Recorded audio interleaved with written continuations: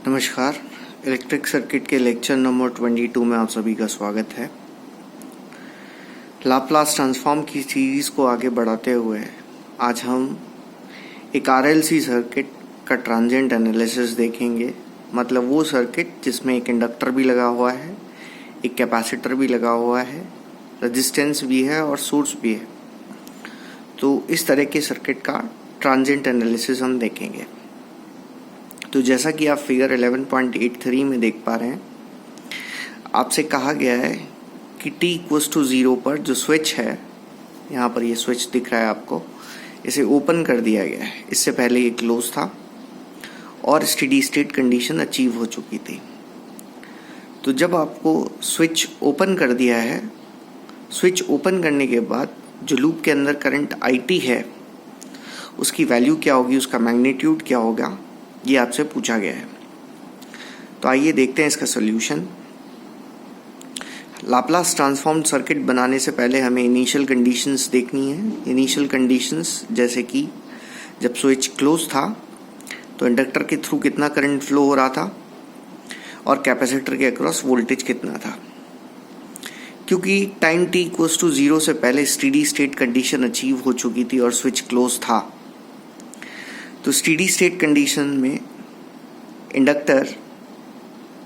Inductor as a short circuit behave करता है और capacitor as a open circuit behave करता है। तो आप फिगर 11.84 में देख पा रहे हैं, हमने इस सर्किट को रीड्रॉ किया।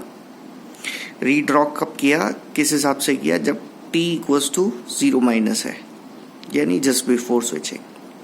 कैपेसिटर को ओपन कर दिया गया है और इंडक्टर को शॉर्ट कर दिया गया है। यहाँ से आप देख सकते हैं सर्किट के अंदर टोटल करंट कितना फ्लो होगा, यानी I0 की वैल्यू कितना होगा, 1 एम्पियर। 1 एम्पियर कैसे होगा, क्योंकि यहाँ पर ये पाथ ओपन है, पूरा करंट जो है वो इस लूप के अंदर फ्लो हो रहा है।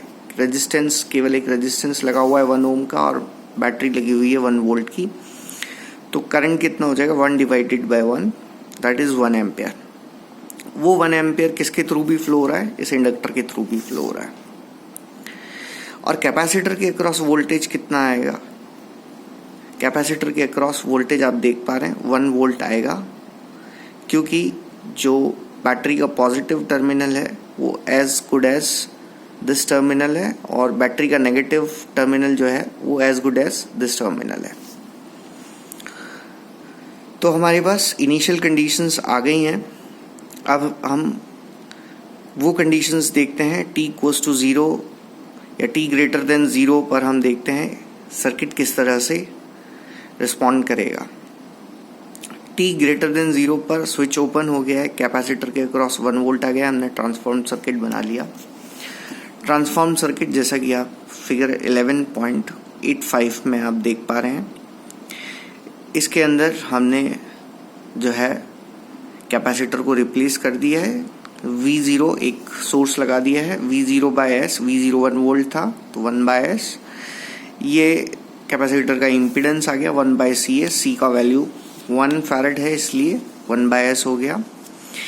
इसको हमने एक इम्पीडेंस LS यानी 0.5 × S से रिप्लेस कर दिया इंडक्टर को, और साथ में एक बैटरी लगा दी है। पोलैरिटी हमने जैसे देखी थी ट्रांसफॉर्म सर्किट में, उसी हिसाब से लगाना है। ये क्या होगा, L × I0-, मतलब inductor multiplied by initial current.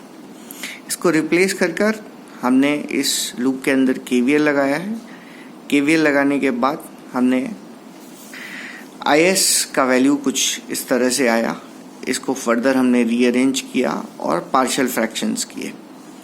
Partial fraction इसलिए किए ताकि हम इसका लाप्लास इन्वर्स निकाल पाएँ, हम इसको इस फॉर्म में लेके आ पाएँ ताकि हम इसका लाप्लास इन्वर्स ले पाएँ। इन दो वैल्यूज़ का हमने लाप्लास इन्वर्स लिया, जो कि आया e⁻⁻t × cos t, एंड इसका आया e⁻⁻t × sin t। सो ये लाप्लास इन्वर्स हुआ और करंट IT का वैल्यू हुआ। तो ट्रांसफॉर्म सर्किट्स या लाप्लास ट्रांसफॉर्म की सीरीज़ में ये सीरीज़ एंड हुई है। कुछ मल्टीपल ऑब्जेक्टिव क्वेश्चंस मैं आपको बता रहा हूँ। आप उनकी प्रैक्टिस कीजिए। मल्टीपल चॉइस क्वेश्चंस आप यहाँ पर देख पा रहे हैं।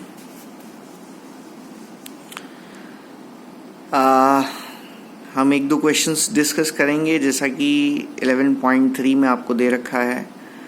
आपसे पूछा गया है the Laplace transform of a unit ramp function starting at t equals to a is. तो हमने ये पहले भी डिस्कस किया है कि ये किस तरह का फंक्शन हुआ, डिलेड यूनिट रैंप फंक्शन हुआ, जिसमें रैंप फंक्शन को डिले कर दिया है time t equals to a से। इसका लाप्लास ट्रांसफॉर्म हमने देखा था, यानी ऑप्शन सी जो है इसका करेक्ट है। ऑप्शन सी क्या है, e raise to power minus as upon S square.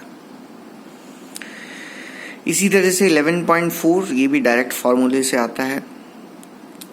11.7 हम डिस्कस कर सकते हैं। 11.7 में आपको एक फिगर दे रखा है और कहा है कि 2 मिली हेनरी का इंडक्टर है जिसके साथ कुछ इनिशियल करंट फ्लो हो रहा था, और फिगर से रिप्रेजेंट किया हुआ है उसका ट्रांसफॉर्म्ड सर्किट 11.145 के अंदर।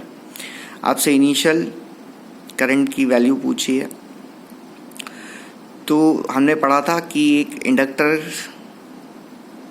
को हम फ्रीक्वेंसी डोमेन में किस तरह से रिप्रेजेंट कर सकते हैं। एक इम्पीडेंस होगा Ls in series with a voltage source, जिसका मैग्नीट्यूड होगा L इंटू I0, यानी L multiplied by initial current. आपको इनिशियल करंट निकालना है। यहाँ पर L का वैल्यू आपको गिवन है। L का वैल्यू है 2 मिली हेनरी और LI0 का वैल्यू भी आपको गिवन है 1 milli volt.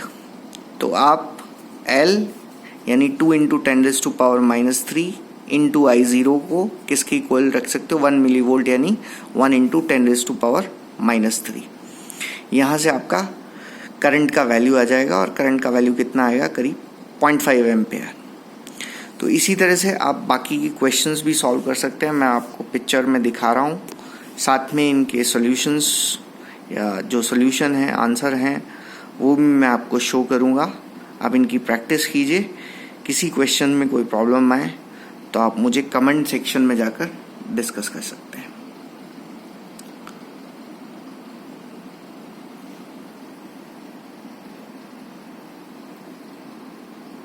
Thank you so much.